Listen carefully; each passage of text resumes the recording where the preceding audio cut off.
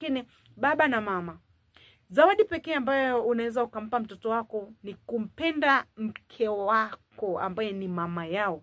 Baba, hiyo ndo zawadi ambayo unaweza ukawapa watoto wako. Zawadi ambayo watakupenda sana na watakuheshimu sana. Ukimpenda mama yao, ukimheshimu mama yao, ukimvalu mama yao, watasema wow, I just want to be like daddy. Nataka niwe kama baba. Mimi kuna mtu unaweza kumkuta kabisa anasema mimi nataka niwe na ndoa kama babangu na mamangu.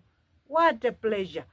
Kwa hiyo unakuta kwamba hapo ni wazazi wanapendana. Yaani nyata mkileta za kuletwa anaweza akamchukua mke wake wakaenda wakala mkaachwa nyie mnalala njaa. Maana mnatuvuruga na sisi mmetukuta tu tunapendana tukiwa wawili. Unaona sasa. Kwa hiyo mke na wewe ni wajibu wako umpende baba wa wale watoto wako. Na ndio inavyotakiwa, kwa sababu hapo ndio utakuwa unawapa watoto wako ile zawadi nzuri sana.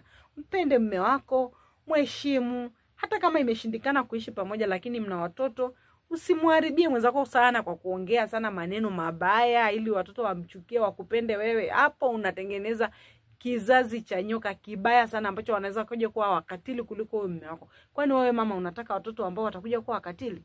Utahitaji familia yako waitwe kwamba ni wakatili?